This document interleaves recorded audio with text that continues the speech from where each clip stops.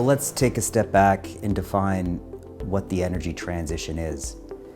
What we're trying to accomplish over the next 30 years is to emit significantly less carbon into the atmosphere so that the planet doesn't get warmer. And in order to emit significantly less carbon, what that means is we have to burn less hydrocarbon. And as of today, the world works on hydrocarbons, whether that's oil, natural gas, coal. And the objective, what we need to do, it's going to be the biggest infrastructure project that the world has ever embarked on by an order of magnitude. Because what we have to do to accomplish this transition and reach our goals is we have to restructure the entire global transportation infrastructure. Planes, cars, buses, trains. We have to restructure the entire global power generation infrastructure. Coal burning plants go first. Then we're going to go after natural gas. And if you think about the scale of, on one hand, transportation, and then the other hand, power generation, this is going to require well over $100 trillion of capital. And if we start yesterday, it will take at least 30 years.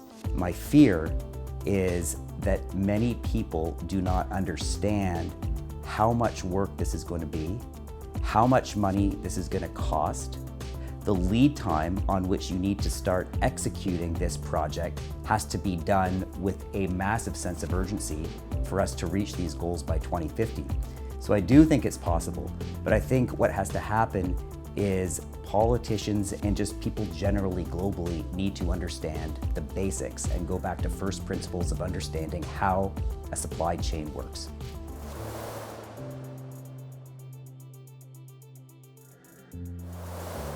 Well, we have to rely on nearly 25 years of risk managing through this sector, and we've picked up a lot of skills along the way and a lot of tricks of the trade to manage risk throughout this space, because it is a volatile space. But I think when you look out over the decade, what's going to happen, particularly with respect to the metals and the minerals, what you're going to see is that sector is going to become increasingly less and less volatile. And the reason for that is today, if you take copper, for example, or you take nickel, still the majority of copper demand comes from China, China infrastructure, China property. This is an inherently very volatile end market.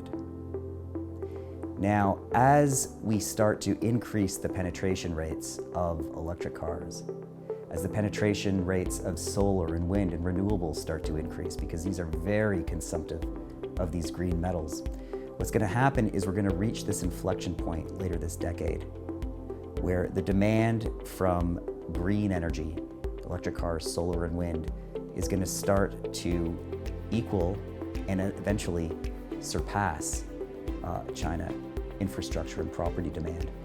And because the visibility of the penetration rates for electric cars, we're only 8% penetrated today, 7% penetrated globally. That number has to go significantly higher.